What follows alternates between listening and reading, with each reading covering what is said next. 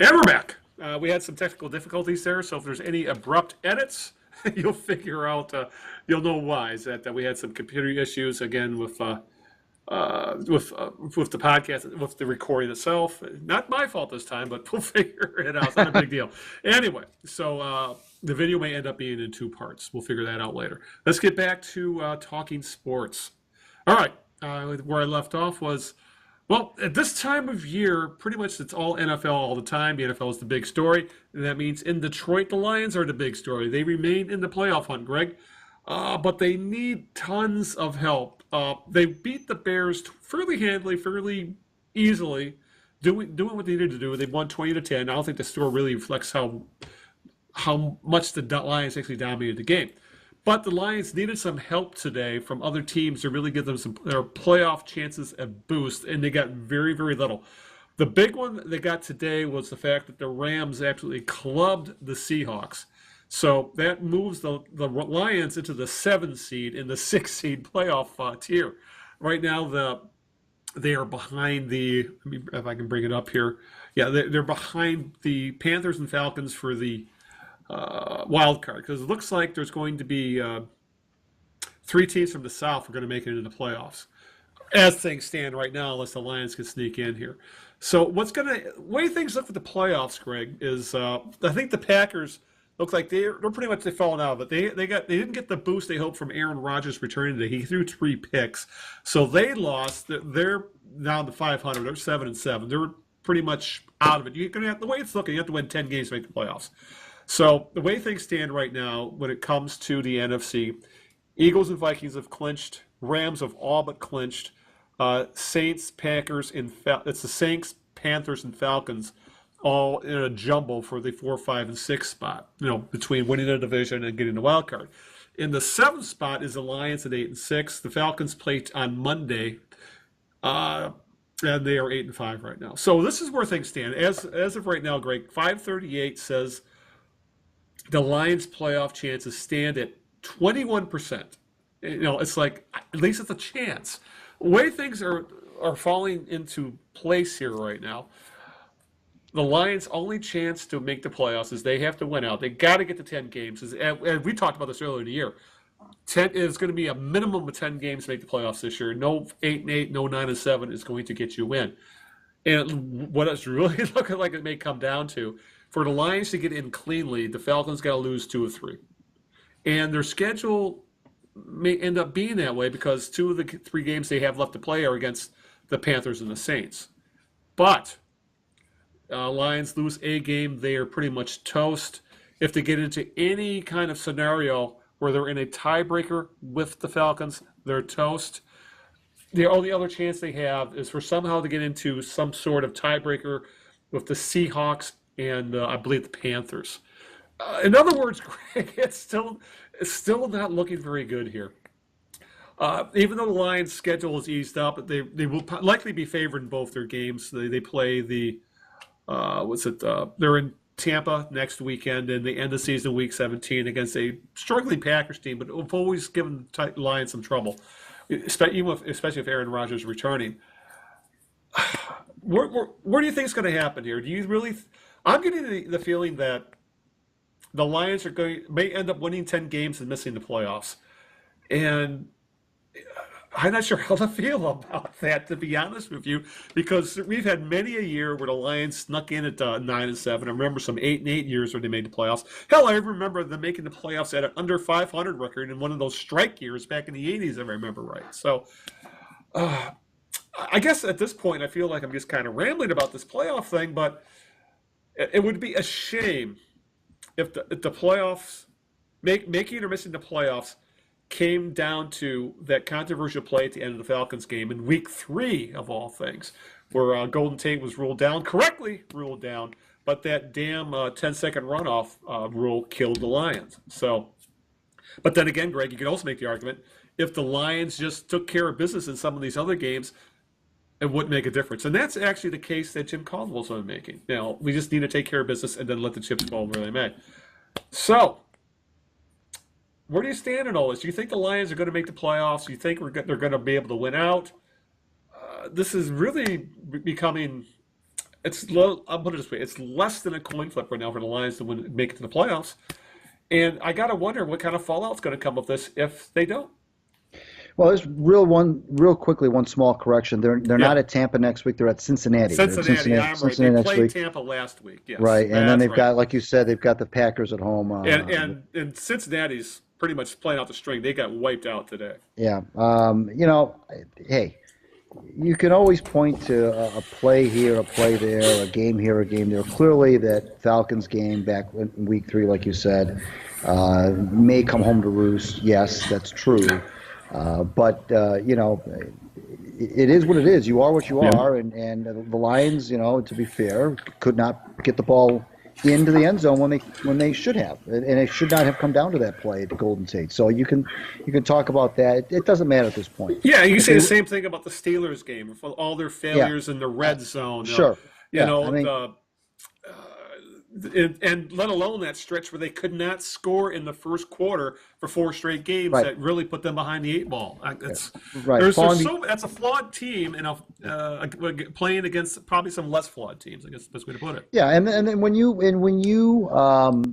end up in a scenario where you need help, it's like any other sport. When you don't control your own destiny and you have to have other teams lose, and in some cases multiple teams lose. Well, that's a tough spot to be in. I mean, it just is. I mean, you can only do so much. Now, if the Lions win out and get the 10 wins and don't make the playoffs, that's the way the cookie crumbles. I mean, there's been a lot of 10-6 teams who have not made the playoffs, so that's just the way it is. I mean, it's a bitter pill. There's no question about it. But at the end of the season, you've pretty much made your own bed, and you have to lie in it. And I don't think you'll hear any complaining or crying from Coach Caldwell or maybe even some of the players. They'll probably tell you that we won 10 games to make the playoffs, but gosh, we should have won 11. We should have.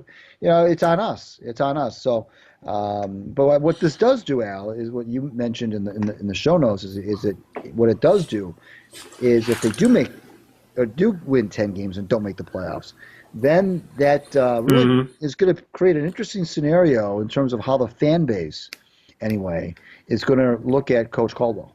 Well, yeah, let's set that up because while we were off, there was, I believe, I'm not sure. I think it was one of the NFL insiders reported that, and actually it was confirmed by one of the Lions beat writers, Dave Burkett, with the Freep, that when we talked, I remember we talked about this earlier in the year.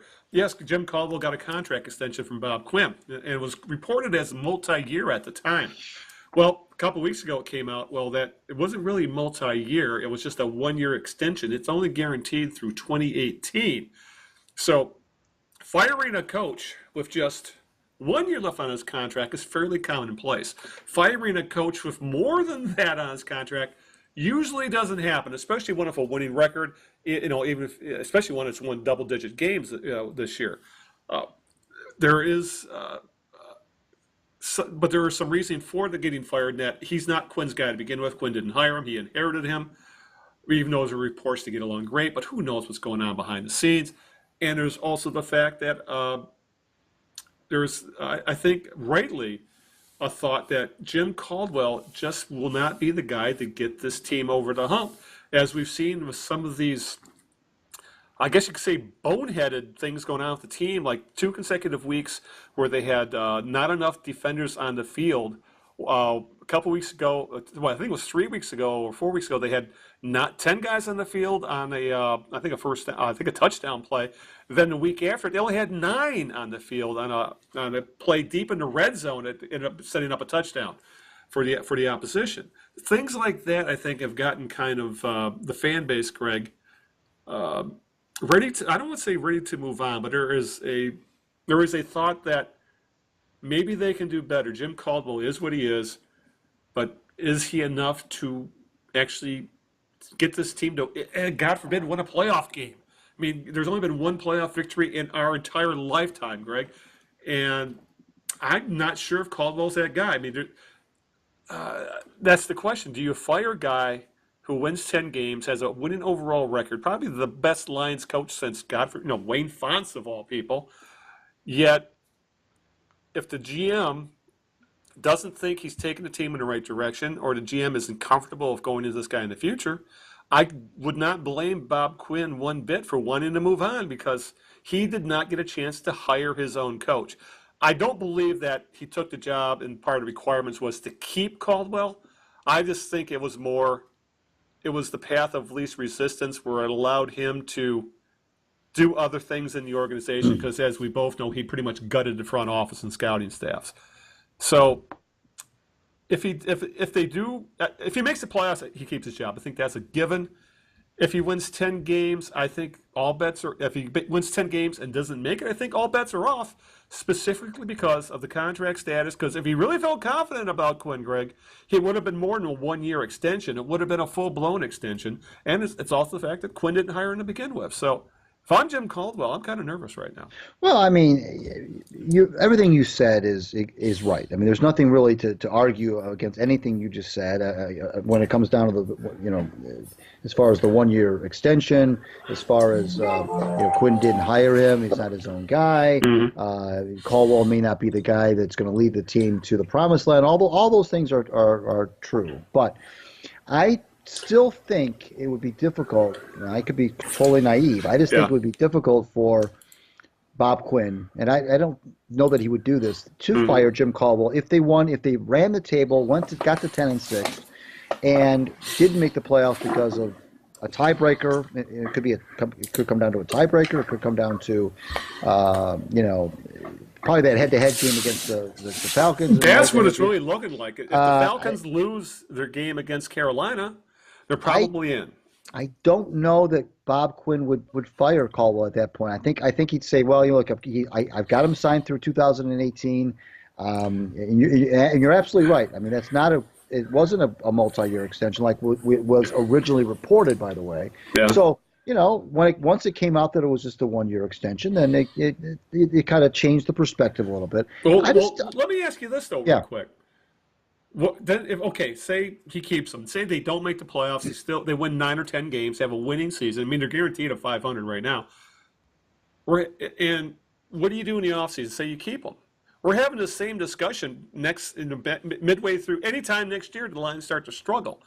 So if he's good enough to keep them, don't you think then that maybe he should extend them again? Well, or are you going to keep going on this 1-year stuff? Well, first of all, I wouldn't. You said 9 or 10. I don't know that 9 would save. Really, you don't think a winning record is going to be enough? It has to be 10. It has to be double digits and or playoffs. Yeah, I think so. I think that 10-6, winning 10 games in the NFL is, you can say whatever you want, but that's not easy to do. Right. Now, the thing that is troubling though, Al, and this is the case against Jim Caldwell, are two things for the way I see it. Number one, those slow starts, those slower than molasses starts against, in some cases, bad teams. Slow start against Cleveland, slow start against the Bears in Chicago.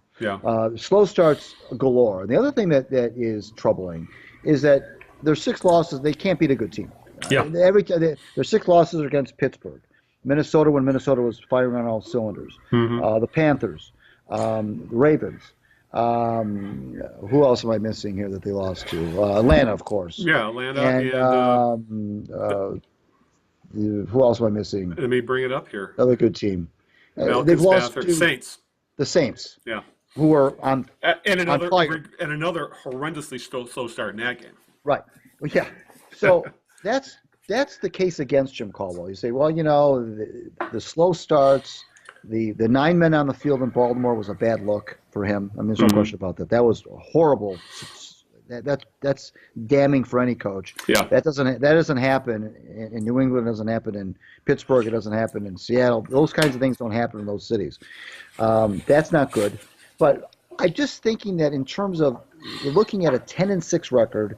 You're looking at that point running the table, which means that you won the games that you had to win. You won the 4 most important games, which are the last 4 games, right. And you did all you could to make a frantic run to the finish line. You didn't quite make it because you lost on a tiebreaker. Yeah. I know you're saying about, well, if he's good enough for 1 year, why not? But who knows? Maybe they win 10 games and Caldwell does get a couple more years. I don't know, but I just don't. I don't think 9 is going to do it. I think that's presenting a very easy out for Bob Quinn. 9 wins, no playoffs. I think he can make a change if he saw fit to do it. 10, and nothing might be a little bit of a different story, but it all has to do with Al. It all has to do with how does Bob Quinn feel like Jim Caldwell should stick around for another couple of 2 or 3 years. If he feels in his heart that he should, and that he's the guy that he wants to be the coach for all these next 2 or 3 drafts, then he'll keep him. But if he feels like that maybe he's plateaued, and that he's done all he could here, then he might get the gold watch and thank you and pat on the back and not show him the door. It all has to do with how now, we're talking about this as if they're just going to win the next 2 games. If they lose the next 2, which they could do, of course, then they could. Then that's probably not a good thing for Jim. I think you're right. I think it's a lot easier to eat 1 year on a coach as far as a contract than it is 3 or 4. And I think at that point it would be a lot easier for Bob Quinn to kind of wash his hands of Jim Caldwell and move on. Yeah, and if you look at the overall record, he's going to have at the very least 500 or above 3 of his 4 years here. Which, but there are organizations that would fire somebody for that. We've seen it happen where winning coaches get fired in all sports just because the people in charge just feel, again, he's not the guy to take them to the next step. And I'm questioning that right now, but I am with you there. I think the more you bring it up about the 10 games, he wins 10 games, he probably stays. If he wins 9, then all bets are off. But it's some of these issues of Caldwell's teams just always seem to crop up. I mean, we brought up the slow starts. We brought up some of the personnel issues. There's also the thing, Greg, about the running game, which is they have yet to be able to solve that. And I don't know. It's got to, at this point, you have to wonder if it's got to be schematic, because and maybe some of the personnel decisions that of the guys they use, because they've done nothing but throw draft picks and money at the offensive line. So it can't all fall there. It's apparent that in the running game that they've soured on Amir Abdullah. He looks like he's the number 3 guy now, who was he was a second round draft pick a couple years ago. Now he's fallen behind an undrafted rookie in Tion Green and Theo Riddick. And Theo Riddick's not really what you would call he's not an every down running back. He's not he's not really a running back. He's essentially a receiver out of the backfield. So he's a change of pace guy. Yeah, exactly. Which looks like that's really what Abdullah is as well at this point. But the team has soured on him greatly. So again, my concern with this team is if they had if Caldwell has been given 4 years to do something about getting a running game. I don't know if he has much call in. I don't know how much say he has when it comes to personnel decisions. But if he has some of a call into what they're doing with this running game, then he's got a lot.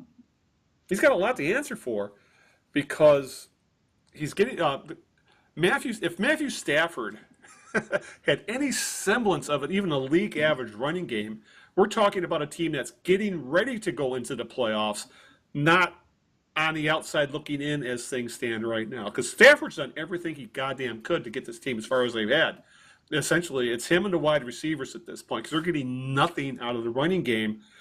And at this point, I still have to believe it's got to be something with Caldwell's schematics, his X's and O's with his running game, because it's horrible. It's like it's maybe the worst in the league. And if you go back in his history, he's never had good running games.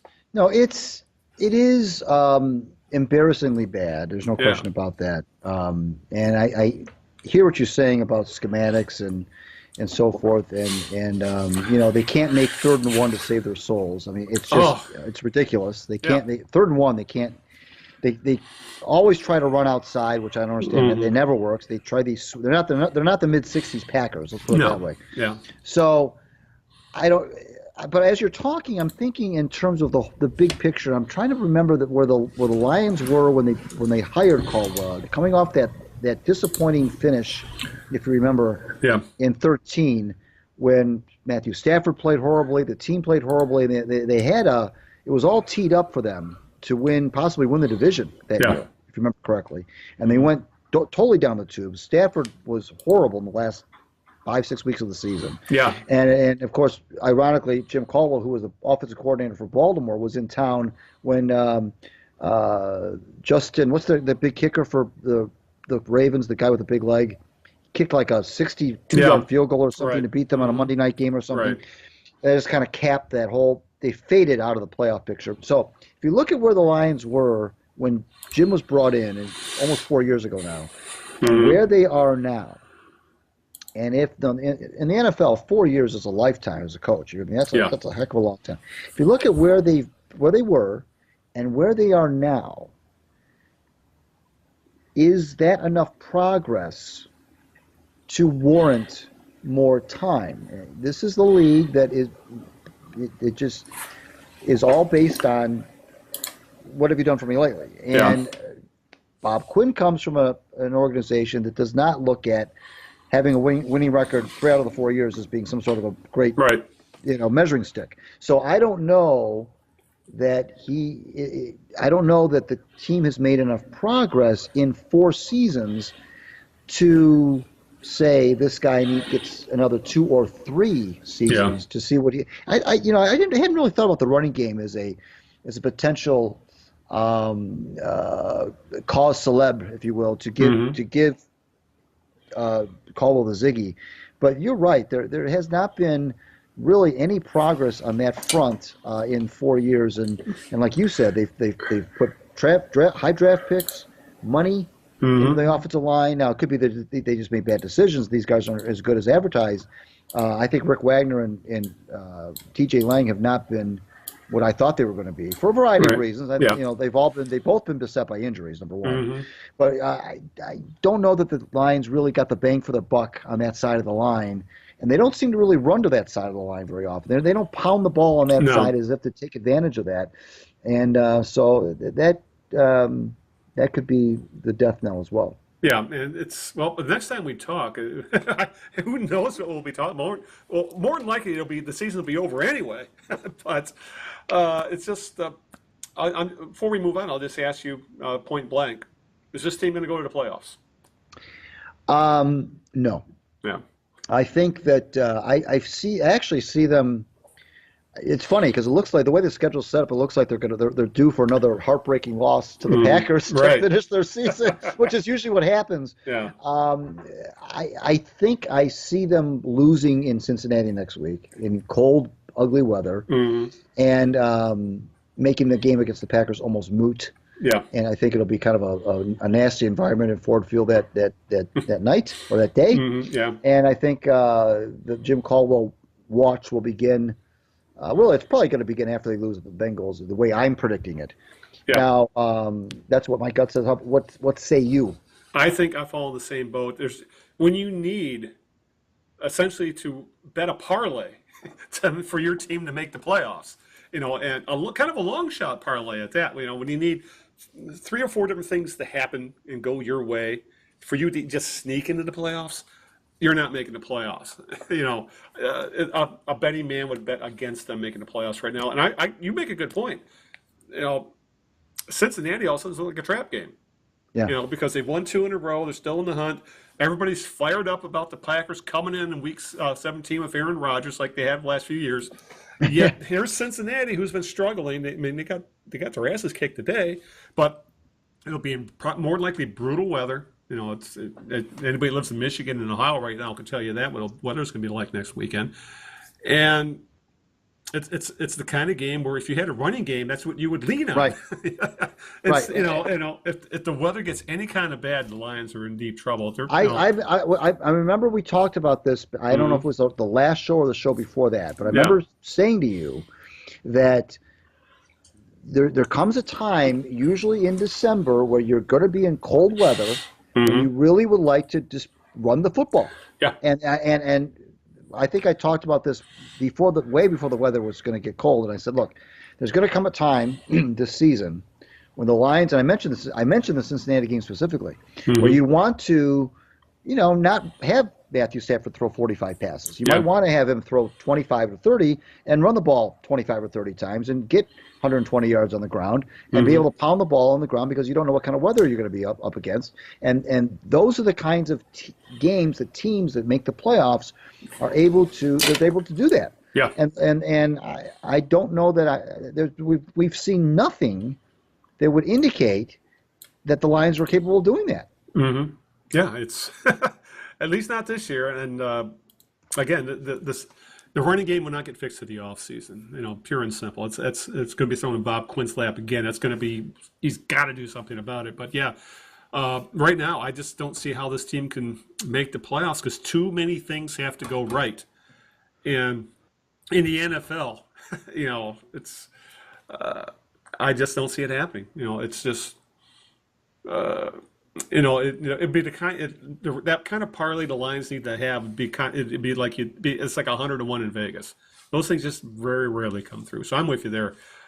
They're not. They could win out. I'm not saying they could win 10 wins, but regardless of that, I just don't see them making the playoffs because there's just too many variables they need to get in. So I think that's where we stand right now. When we talk again, we'll probably be talking about what the hell is this team going to do next? Because in this coming off season. Well, we're not going to be talking. Actually, I just realized this. We're not going to be talking until January 14th. Exactly. Because 31st is New Year's Eve, so we won't be. I should have said that at the top of the show. Yeah. We're not going to be at you, the viewers and listeners, until January the 14th after this. So Lord knows what could happen. Yeah, because that's why I said the season will be over because I don't see this team, even if God forbid they don't make the playoffs, making a run because as you said earlier, this team is yet to beat a playoff quality team, and they probably won't this year. So, all right, before we move on to the Tigers, Greg, let's get on to the final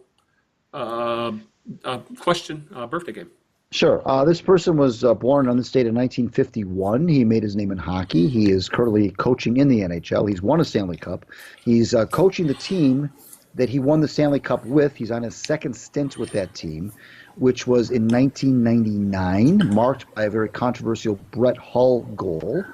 And I will also tell you he's coached the Blue Jackets, the Blues, and his last name is the same as a famous filmmaker. Yeah, Ken Hitchcock. Absolutely. Ken Hitch, Hitch they call him, as they called the filmmaker Hitch, is 66 today. So happy birthday to Hitch. And he's one of those guys, Al, that never known for playing the game whatsoever, kind of like a Scotty Bowman type, never known for playing the game at any level, really. And has been a very successful NHL coach and is currently coaching the Dallas Stars on his second stint with the Stars. So Ken Hitchcock. So 3 clues, so you do not get electronic battleship. I'm sorry. Oh well, I have the regular battleship, so I think I'll survive. Yeah, and actually, I really do. I really do have the old school battleship. Yeah. All right, let's talk. We've been all gloom and doom on this podcast lately, Greg, about all the Detroit sports teams. Well, we finally had some good news over the past week or so, in that. This has been one of my biggest pet peeves as a Detroit sports fan, in that the 1984 Tigers have been woefully overlooked historically.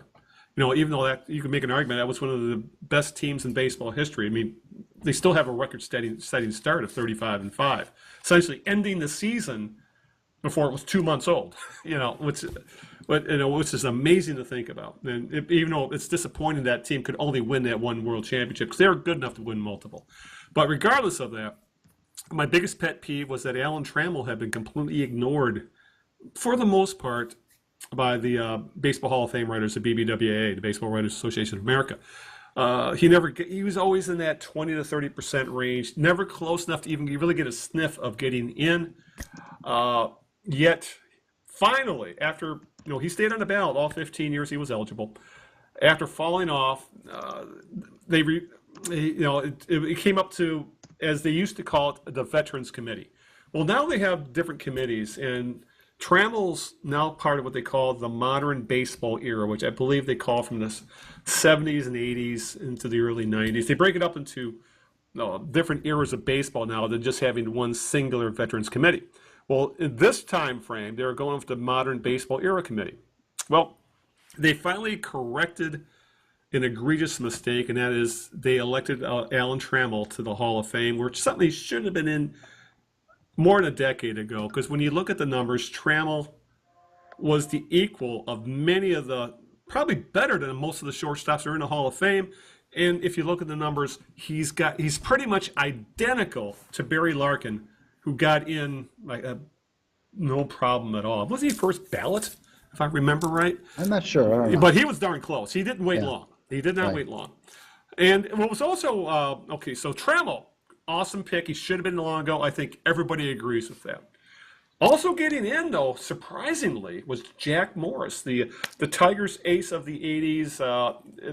If you look up, I guess a workhorse in the baseball dictionary, you're going to see Jack Morris's pitcher, and it's one of those. You can make an argument for years that Jack Morris was a borderline kind of candidate, specifically because he didn't have a very low ERA. His 3.90 ERA is essentially, well, not essentially, it is the highest ERA of any pitcher in the Baseball Hall of Fame right now. Also factoring in is that he never won a Cy Young. He never won an MVP. I think he only finished third in the Cy Young a couple times. He's essentially getting in for postseason heroics, and the fact that Is that your mother again? No, I think really that's what I get for not having my phones next to me. And he got in for postseason heroics and essentially longevity, and also the fact that he got close. In that, I think he got into these. If I got the number up here, yeah, he got to a high of 66.7% of the 75% needed to get in. So he was always right on that board on the close to getting in, and they finally put him in. I have no argument with it. I never thought of Jack Morris as a Hall of Famer, and even though I saw the majority of his career, especially all the time he's been here in Detroit, but he's in. I'm really not going to make a big case about it. I'm just thrilled Trammell is in. He's long deserved it. And I am still ticked off that Lou Whitaker I would have put Whitaker in well before Jack Morris. I think that's the problem I have with what they've done now, is that once again, Lou Whitaker got ignored. And if you look at his numbers, he is one of the best second basemen of all time. And you can make an argument he was a better player longer than Trammell, because Trammell's numbers were drugged down, Greg, by about the last 5 or 6 years of his career, where he was injury plagued, he played on bad teams, and his numbers got drugged down. If you look at the numbers, Lou Whitaker was still a productive 2-3 WAR, 800 OPS player almost up to the day he retired as a second baseman, and a Gold Glove winning second baseman at that. He's a guy that should have been in over Morris. I'm thrilled they're both in. I just hope they finally correct the mistake when it comes to Lou Whitaker, because he deserves to be in the Hall of Fame as well. Well, it's I'm not normally big on these committees. I just think that if you had your chance for all those years on the ballot, the thing about Whitaker though that makes me, it's a little different in terms of what I just said, is that he got such little consideration when he was on the ballot. I mean, so little. I mean, you talked about Morris. Morris's numbers went up a little bit, at least in recent years. Trammell's numbers went up a little bit, but Lou Whitaker's just never got any traction whatsoever. He never got any good numbers. Dropped off after his first time in the ballot, was absolutely ridiculous. It was shockingly, he got shockingly little consideration by the voters. And so maybe in that scenario you could say that, hey, the guy just got the short shrift the first time, and we're going to see what happens on these. But generally, I'm not a big fan of these committees. But I will say that Whitaker, and I wrote a column about this over the weekend, that what the Tigers should do at the very least, they're going to retire Trammell's number 3 and Morris's number 47 in August after the ceremony in Cooperstown, which is fine because that goes along with their whole thing of we retire Hall of Fame numbers, although they do have Willie Horton. My thing was they've retired Willie Horton's number for kind of intangible reasons. Things beyond baseball. The fact he was a Detroit kid and he was in the midst of the riots, and we all know the romanticizing of Willie Horton. So my feeling was in the column that if you're going to do that, then why not at the same ceremony next August? Why not retire Lou Whitaker's number 1 as well? It would be something. It would be a gesture that the Tigers certainly would be justified in making. It would be warmly received. They wouldn't get any negative feedback. I mean, it would be a totally win-win situation. I don't know. It's a PR dream, They came out real. I was really surprised by this. They came out real fast. The same press release that thanked or that congratulated Trammell and Morris. The same press release, they said, it almost in a kind of an by the way fashion, we're gonna retire their numbers at a ceremony in Comerica Park in August. And I said in the column, I said, maybe they just should have thought about that a little bit. Yeah. And maybe they will. There's a long time between now and August, but I think there's going to be some pressure on them to retire Lou Whitaker's number one anyway. And I think that's what they should do. It gives the fans an outlet. It gives them a chance to kind of, what I said in the column, to give the middle finger to the baseball writers and say, look, okay, you may not think he's a Hall of Famer, but we're going to retire his number because we understand the contributions he made to this organization. And I just think the other thing, Al, is how weird is it to give Trammell and Morris that day, especially Trammell, to have Whitaker kind of be the elephant in the room. It's really an awkward. Not that Whitaker would even be physically present. I mean, I would hope he would be, but right. I mean, it's weird. It's weird to bestow all of this fawning over Alan Trammell, and I think even Alan Trammell would be embarrassed by it. Yeah. And to have his number be retired, and the Tigers can't say, hey, we only retire Hall of Fame numbers. They can't say that. No. Because Willie Horton's number 23 is there for all to see.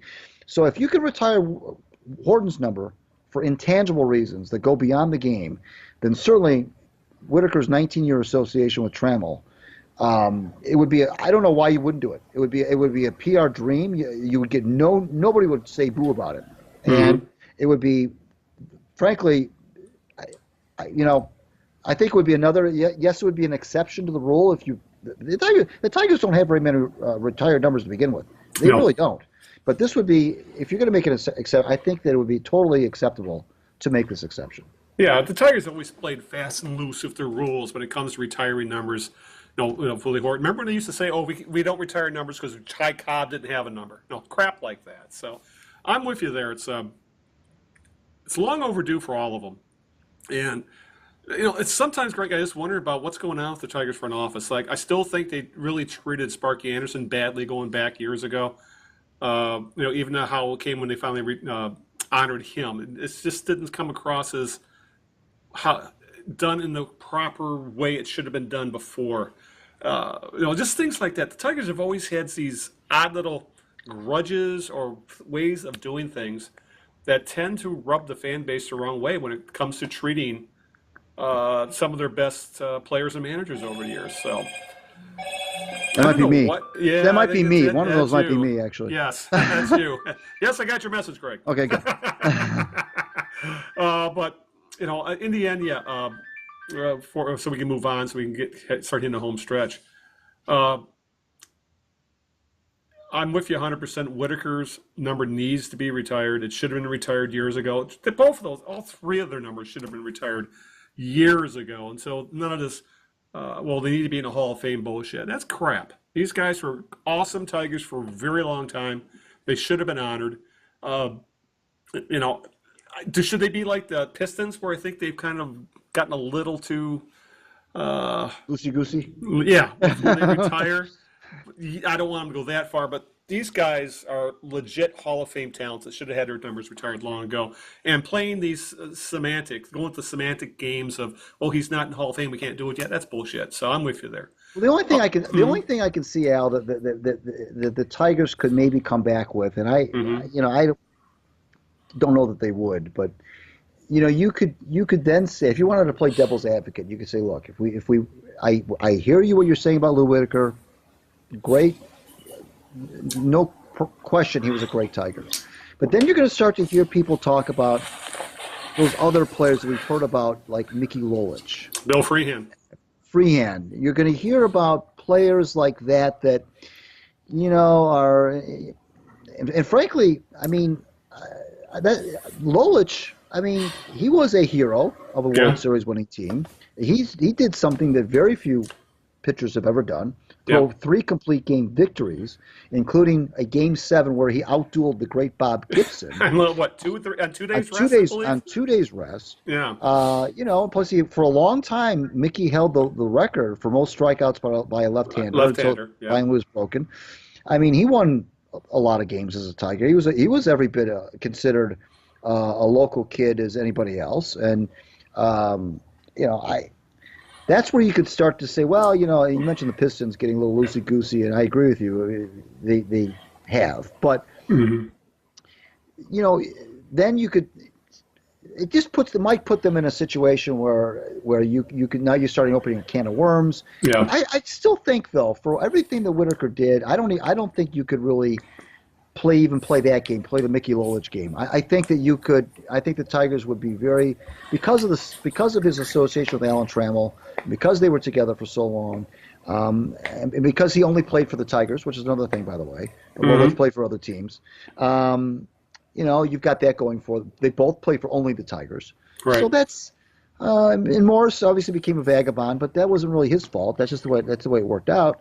Yep. Uh, I think you could still be on safe ground by retiring number one. Yeah, exactly. And hey, if you want to play the Hall of Fame argument, then why didn't they retire Jim Bunning's number? Well, He that's a good spent one. more than half his career with Detroit. That's a good one. Exactly. Yeah. Yeah. I mean, he played for the Tigers longer than George Kell did. Exactly. And there's another one. I mean, So I know Kell was assassociated with the team as a yeah, broadcaster. but as a ball player, not all that long. So, all right, we got to talk about before we move before we call it the night what's going on with the team right now, which is kind of ugly. Uh, the sell-off continued, Greg, this past week, and Ian Kinsler and his $11 million what was left of his contract, 1 year to $11 million, was traded to the Angels. Kinsler, Greg, waived his no-trade clause. I think this was the only team said he would go to that was on his no-trade. So he said he would waive it to go to this one team. So the Tigers not having a lot of leverage. And then again, he's also a 35-year-old middle infielder who's starting to decline. He was traded to the Angels for middling prospects. They received really a wild card in an 18-year-old right-hand pitcher named Micheal Hernandez. And that's the kind of player you hope you get lucky and you strike lightning. And the other one was a low upside outfielder and 23-year-old Troy Montgomery. I believe he played at Double-A. He's one of those. If he even pans out, he's going to be a fourth or fifth outfielder in the big leagues at best. So this is one of those things, Greg, where I understand trading Kinsler. I understand why they ended up what they did, just because in a lot of ways the Tigers had their hands tied behind their back.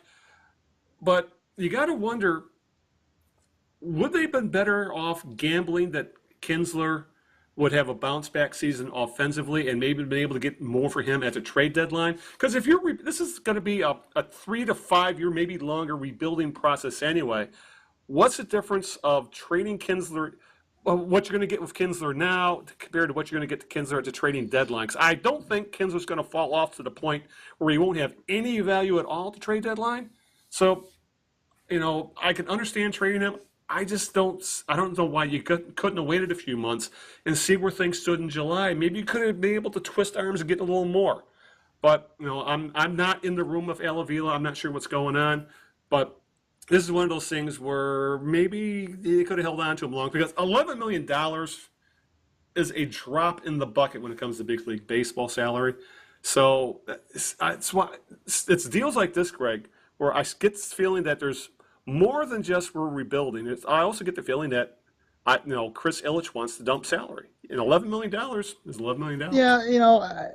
Yeah, I hear you. The Kinsler is coming off his worst year in a long time. Offensively. He's Offensively. still an elite offensive player. Right, Yeah. right. He was nominated for he was one of the finalists for a Gold Glove. But he is 35, like you said. And he's going to be 36 by the time next season is finished. Age isn't necessarily kind to middle infielders. Exactly. You took the words right out of my mouth. And so there's that.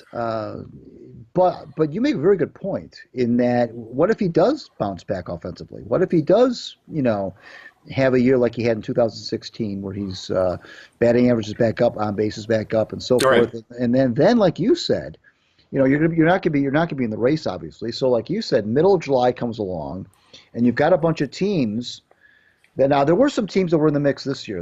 Obviously, the Angels got him, but I know that the Mets were mentioned. There were a couple other teams that were mentioned associated with him. But come next July, if he's having a decent year, and you've got a bunch of teams that are, you know, thinking that they're an Ian Kinsler away, because he's one of those glue guys. He's one of those Yeah. veteran clubhouse guys who's been there, done that. He's been to 2 World Series. He's been to the playoffs. He knows his way around the postseason. He's a leader. He's a leader, and he's Yeah. one of those guys, Al, that you send him to a pennant contending team.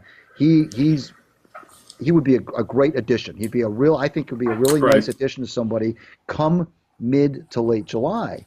So that's a good point you raise about, you know, if you waited that long, maybe the suitors for him would be not only greater in number, but maybe you could parlay, even though he would be kind of a rental player. Right. If you're in the hunt, you know, sometimes teams don't care about that rental thing. Right. They're trying to get, you know, it's like we'll talk about that later. We'll deal with his contract after the season. Right now, we're just trying to make the playoffs. And, you know, you might have a bunch of suitors for him that would, you know, not only be suitors, but would potentially be able to give you a better haul than what they got, which was not, they were not two of the greatest No, these prospects in guys Angels were organization. they're in the 20s of the Yeah. prospect list of a team that doesn't have a good farm system to begin with. Right. Yeah, so you know, it is what it is at this point. That's why it still smells more like salary dump than anything else. We might as well let's talk about what else happened at the winter meetings, and that was the Rule 5 draft, Greg. There was a lot of talk, you know, especially with the Tigers having the #1 pick in the Rule 5 draft, that there was a lot of talk that the Tigers were expected to take an injured right-handed pitcher, Nick Birdie, out of the Twins organization. This is a guy who could throw mid-high 90s, but he just had Tommy John surgery. He probably wouldn't even be ready to pitch till late 2018 or into 2019. So it would cause he would have to do some disabled list and 40-man roster juggling to keep him eligible within the Rule 5 rules. But you might have had to stretch that. You have to be on that 90-day thing. You have to be on the roster, 25-man roster. It could have been stretched out sometime into 2019 because of his injuries. But for some reason, you know, if I'm picking in the Rule 5 draft, I'm looking for guys who are high upside, but they're risky because, you know, you're getting them for nothing. And if they don't work out, you just give them back to the team you got them from. But instead, Greg, the team drafted Victor Reyes, a 23-year-old outfielder from the Diamondbacks. And this is a guy who is the opposite of what I'm talking about. He's low ceiling, high floor, switch hitting double-A corner outfielder. He hit 292, 332, 399. So he gets on base okay. He has a decent hits for decent okay average, at least at double-A, but he has no power at all. So essentially, instead of trying to shoot for the moon, Al Alila shot for a fourth outfielder. And that's what kind of bothers me about this. I would rather to see them, especially in a situation like this where it doesn't cost you anything more than the money that it costs to give the other team, and it's not all that much. You shoot for the moon in cases like this. You don't go for a guy who, if everything works out perfectly, he might be the 24th man on your roster. That's what kind of bothered me about this draft pick. You go for high upside. You don't go for backup outfielder, maybe. That's it. And you know, and you can make the argument when it comes to the 4-5 draft. Well, none of these guys are on the 40-man roster, so how good could they be? Well, sometimes there's mitigating circumstances, and I would have to bet if Birdie hadn't been hurt, the Twins would have him on the 40-man roster today. So I guess that's the issue I have with this. I want Al Alila to take some risks when it comes to some of these prospects like this, and right now he isn't. No, that's fair. That's very fair. The fear that I have with Al Alila is I'm not sure that he has the finesse that this is gonna take. He seems to be kind of a bull in a china shop type of a guy, and I don't mean in terms of his personality necessarily. I mean in terms of how he operates. He doesn't seem to have patience or cunning. I know those are very Yeah, intangible I things I'm see where you're talking coming about. from, but you kind of described Dave Dombrowski. Well, yeah, and you mentioned it earlier when you talked about Mm, the Kinsler trade about not, yeah, gosh, maybe you should just wait a little bit, and because like you said, we don't have that. We're right. not there. We don't know if there's the pressure to Hmm. release to get rid of the salary. We don't know that kind of stuff. So we have to be fair, I guess, about that. But still, um, Al isn't he the thing is you got to like about it if you're a member of the media, you got to love him because he doesn't Hmm. unlike Dave Dombrowski, he doesn't Right. keep anything close to the vest. He'll tell you, well, we're shopping so and so, we're listening to offers for so and so, we want to do this, we want to do that. He doesn't, to a fault. Sometimes that's good, sometimes that's bad. He's very transparent. Yeah. He's I mean I'm sure there are a lot of things he still doesn't tell us, but I mean Hmm. he says a lot more than most GMs do about kind of telegraphing what he's going to do. Now, is that a bad thing when it comes to negotiating with other teams? I don't know, Yeah. but we were so used to for so many years seeing Dave Dombrowski be very, you know, close to the vest, obfuscating the situation and not really giving you a straight answer, Hmm. and or telling you what he wanted to tell you Right. when he wanted to tell you it. Yeah. And Al Avila is kind of like unfiltered, Yeah. and but I just don't know that he's got the I mentioned those words, patience and cunning to navigate through these treacherous waters. Yeah. It doesn't. It kind of seems like in the description, Dave Dombrowski comes off as a CEO, and Al Avila comes off as a sales manager, if you know what I'm saying. They have totally different ways of doing things, which is surprising considering how long Avila worked under Dombrowski. But I would just hope this is let's say if I'm running the Tigers, I'm shooting when it comes to at least in some of these like Rule 5 or some of these where you're essentially taking flyers. I'm shooting for the home run, not the single, when it comes to these prospects. And it doesn't look like that's what he's doing right now. But I do agree with some of these other signings he's made in that uh, the he did pick up a couple of inexpensive cast-off free agents over the past couple of weeks. He signed 29-year-old center fielder Leonis Martin. Uh, he had an awful year last year. I think he had around a 500 OPS, but he's still a very good defender. And career-wise, he's more of a closer to a 700 OPS guy. So they're betting on last year was an outlier. They signed him to a 1-year, $1.75 million contract, and hopefully he will at the very worst, ultimately platoon with Jacoby Jones, but he at least has the experience where he could handle center field on a full-time basis. He probably won't hit all that well, but at least defensively, you should be okay with him out there. They also added a pitcher. He's going to be in the rotation, no ifs, ands, or buts about it. Added on a 1-year, $6 million deal with 32-year-old right-hand starter Mike Fears. He had a 5.22 ERA in 2014, but he's got a career ERA a point lower, about 4.15. And what's funny about him is that he started 58 games with the Astros over the past 2 years. But one of the reasons the Astros ultimately traded for Justin Verlander was that Fears had an awful second half to the point where they removed him from rotation and that he didn't even pitch in the postseason. They didn't put him on the postseason roster. So, but again, these are the kind of guys that you hope rebound and then you're able to flip them at the trade deadline. So, I mean, I don't have any issues with these guys. I mean, like the 1-year, $6 million deal. That's what Pelfrey should have gotten a couple years ago. That's Yeah. these kind of deals, they won't hurt you any. They get you some guys with veteran experience, and you hope that they show enough to the point where you can either flip them for more prospects at the trade deadline, or they end up becoming serviceable big leaguers for a year. So I have no problems at all with these signings, and we'll probably see a few more just like these as spring training comes closer and free agency starts to sort itself out some. And the Tigers can kind of pick the bones of the free agency carcass because that's what these guys are. Well, hey, I don't know if I can't remember if you had it on your notes or not, but Micheal Fulmer, Yeah, the Yankees were kicking the tires on him. yeah, At one point, I thought that trading him was absolutely absolutely a big no-no.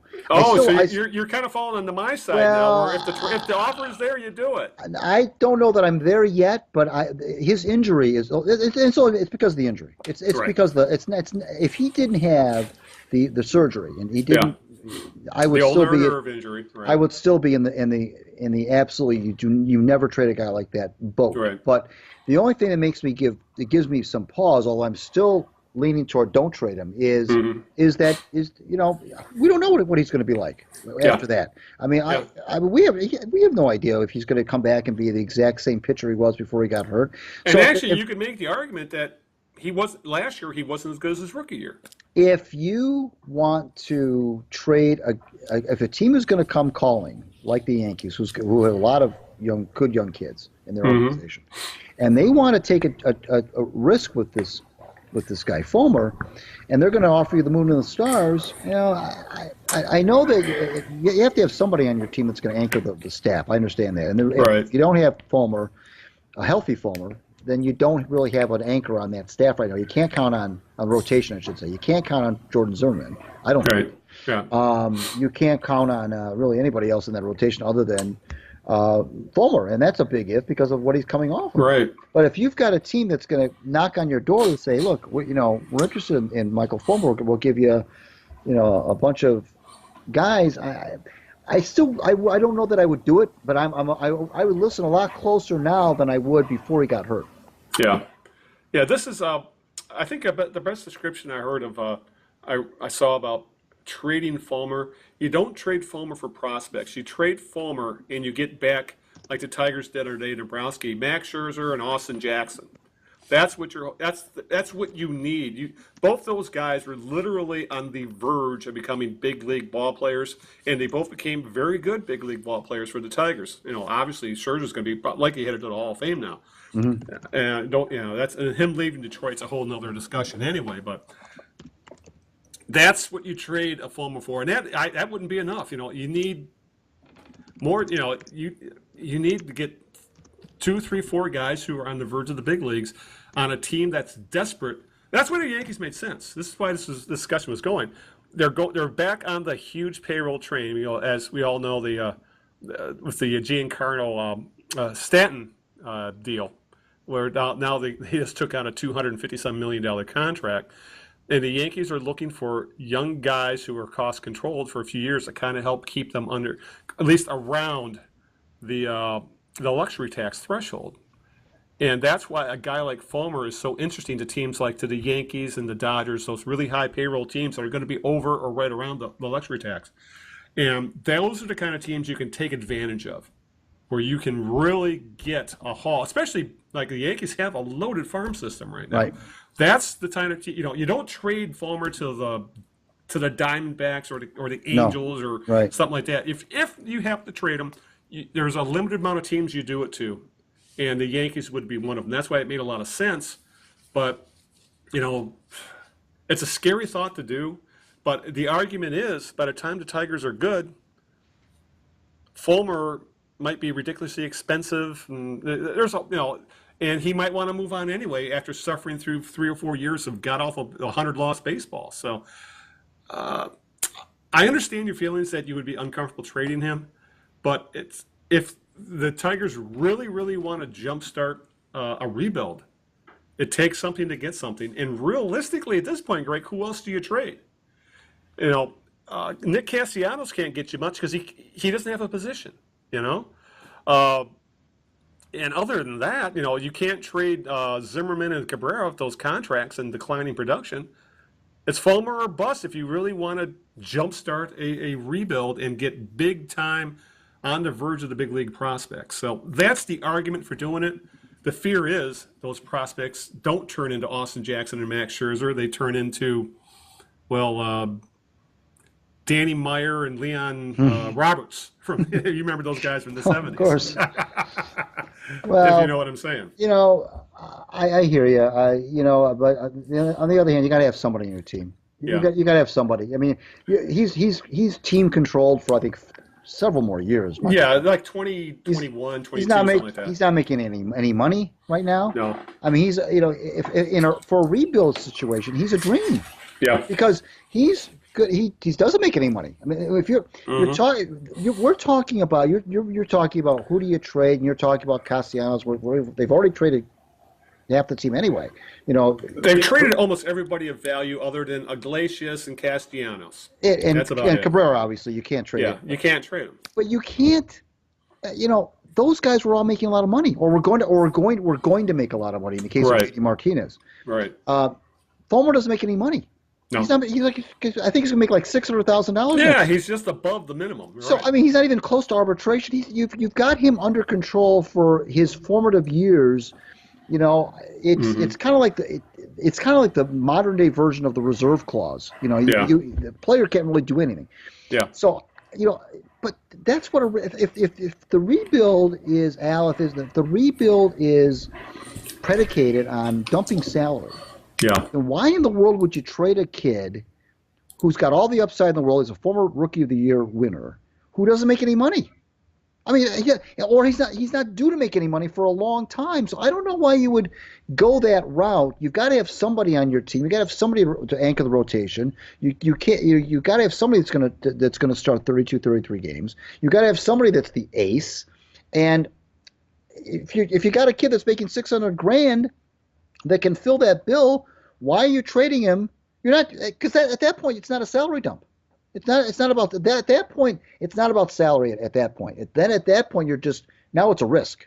Now it's just I'm going to try to get as many prospects as I can, and I'm going to hope that one or two of them pan out, and I'm going to try to get the next Micheal Fulmer when I already have Micheal Fulmer. So that's why I don't buy it, because it's not a salary dump.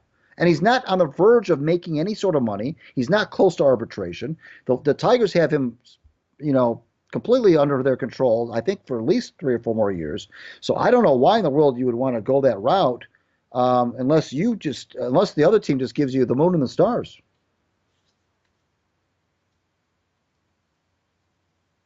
I think you're muted. Yep, I was muted. Yeah, this is one of those things where we kind of agree, but we also disagree on. I guess it depends on the situation. I can understand your feelings on this, but the time may come where I can understand why the Tigers would just say, we got to do something to really, because if they don't jumpstart the rebuild by trading whatever they have of value we're not talking, wild card type process. We're talking guys on the verge of making the major leagues. Much like Candelario, but better, I would hope, that I could see them doing it, because if they don't do it, it might extend the rebuild that much longer, because it's going to take a handful of drafts to really get the prospects you need, high draft picks, I should say, to get the prospects you need to really start to have the type of talent where you can start moving these guys up and having on the big league roster. But it's a scary thought. I would not be surprised if they actually end up pulling the trigger. And honestly, if it does happen, I could see that would be in the last straw the fan base has with the Tigers front office, because I think that's the last player this team has right now that is any kind of drawing card, and that's Fulmer. Fulmer. Al, and this is going to sound like I'm contradicting what I just said, but the problem is you can't have your most exciting player be a guy that only takes the field every 5th day. Yeah. That's not, because what are you going to do the other 4 days? Yeah, makes sense. You can't. There's a lot of different factors you can talk about when you consider trading a guy like him. There's so many different ways you can go. You want to go the route of he only pitches once every 5 days, so we need to get a position player or 2 or 3 in. I'll buy that. You could also go the route of, we need somebody to anchor our rotation for the next 3 or 4 years while we're getting better. And, right. What if the Tigers head into get better and he's hitting his prime and he's 28 years old and you're thanking the Lord that you never traded him. So there's different ways you can look at it.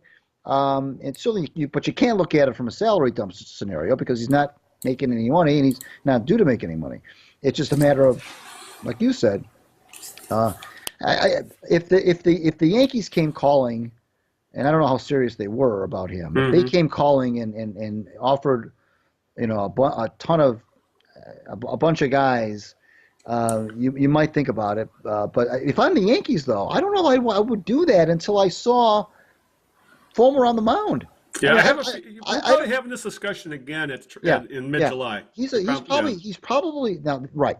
He's probably you're going to hear a lot of sharks in the water in mid-July about him as well. Yeah. I mean, because if he's having any sort of a season at all, and the Tigers are on the way to 110 losses, like we think they're 105 or whatever it's going to be, Mm-hmm. and he's having any sort of a decent year, and you've got a couple of teams that need another arm in the rotation.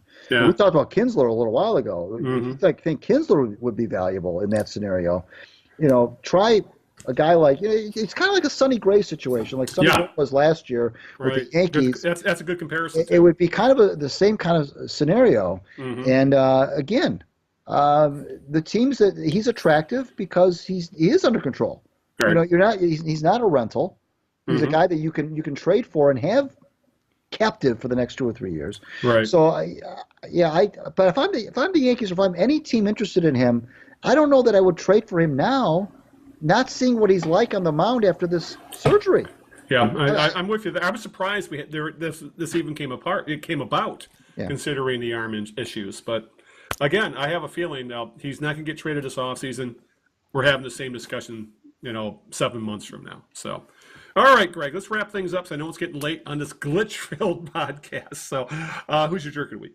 And I gotta go with the officiating crew, the Lions game in Tampa on December the 10th. I don't know if you saw it. There was a play where the Buccaneers receiver, I can't remember the name of the receiver, was blown up. He caught a pass across the middle, took 3 or 4, I think it might have been the rookie tight end, and he took 3 or 4 steps with the ball and got blown up, dropped the ball. It was intercepted not intercepted, it was picked off the ground by, I think it was Slay, recovered a fumble. And initially, they called a flag on the Lions, personal foul for hitting a defenseless receiver. So it was going to be a 15-yard penalty against the Lions. And then no, sorry, that wasn't it, because he caught the ball, so he can't be a defenseless receiver if he caught the ball. Then it became, we don't know if he caught the ball, because did he have possession? Should it be an incomplete pass? This went back and forth for 5 minutes, and even Mike Pereira, who was the Fox official expert, was beside himself. Even Mike Pereira was. So he was really critical, and he was annoyed. And it took them. Jim Caldwell had to throw a challenge flag. It ultimately came down to the fact that the guy did catch the ball, did take 2 or 3 steps before he was hit, before he dropped the ball, which made the original personal foul flag moot, which made it into a fumble, which gave the Lions the ball back. It was actually a good challenge by Caldwell. Right. But this went back and forth. They went to commercial, came back. This was like 5 minutes of this nonsense, and they look like a bunch of buffoons out there. So my jerk of the week is I'm picking on that crew, but there's been too many instances, Al, of this kind of stuff where the left-handers know what the right-handers do. They got all this technology, and it still is creating these confusing scenarios when it seems like the fan at home knows more about what the call should be way before the officials are making it on the field. And when you've got Mike Pereira, who usually sticks up for his official brotherhood, when even he is getting annoyed, you got to understand, you got to think that's a bad thing. So my jerk of the week is that crew. That wasn't the only mistake they made that day. They botched a couple of other things that day. So that's my jerk of the week. I'm glad I didn't get to see much of that game. I only got to see the last couple of minutes. We were up at the cottage in a foot of snow in the bitter cold. But I'm with you. I watched a lot of the Red Zone today, NFL Red Zone today, and there was, again, more calls just like you're talking about, where the NFL needs to clean up the rule book. And right now the rule book's about a foot thick. They need to make it to about 6 inches thick and clean all this stuff up. And I'm with you there. Something's got to be done about the refereeing. I don't know what it is, but something needs to be fixed. All right. I'm going back to the Tigers for my jerk of the week. I'm going back to actually Al Alila in the front office for signing Derek Norris, who was supposed to be likely – he's signed to be a backup catcher, likely play at AAA, and he would be the kind of guy who would be the first guy called up if there's an injury to James McCann. And the issue with this is that Norris was suspended for I believe, the final month of 2017 due to domestic abuse allegations. We don't know all the details of what happened, but I believe it was his fiancee posted something on Instagram about him hitting her. It got pulled off. And Major League Baseball saw enough to investigate, and they also saw their investigation showed them that there was enough there to suspend him under their domestic abuse policy. Yet, and especially in today's environment where, with the Me Too hashtag and sexual harassment and abuse is really turning into a zero tolerance thing now. And then here you have the Tigers signing someone who has essentially been convicted of Major League Baseball to the of spousal abuse, and the Tigers' excuse for signing him was, well, Assistant General Manager David Chad knows his family, and they say he's okay. As in the words of Al Alila and Chad, the quote is, "We signed a good kid." No, you didn't. Good people don't hit their spouses, don't hit their girlfriends, they don't hit their fiancés. How hard is it not to hit a woman? I just can't wrap my head around that, how anybody would do that to begin with. Yeah, so, no, there are backup catchers are a dime a damn dozen. And the Tigers and it's not like this is the Tigers' first time of doing this kind of stuff. They had that relief pitcher who had rape allegations about him about 2 or 3 years ago. You remember that whole situation? I forgot the kid's name. Hell, they had Alfredo Simon on the roster, who I believe was put on trial for a manslaughter at one point. And there's always the dirty secret about Miguel Cabrera. That he supposedly hit his wife and had a lot of drinking issues and things like that. And supposedly he has his life straightened out. But in today's environment, the last thing the Tigers need to do is to sign someone who was suspended for spousal abuse. They should have backed away and said, no, thank you. They said, let another team give him another chance, because not in this environment. So my jerk of the week is the Tigers front office for calling a spousal abuser a good kid. Well, that's a good point, and they kind of undid any goodwill they did when they finally tried to rid their hands of Bruce Rondon. Yeah. And Anthony Gose is, they've had some bad scenarios lately. Yeah.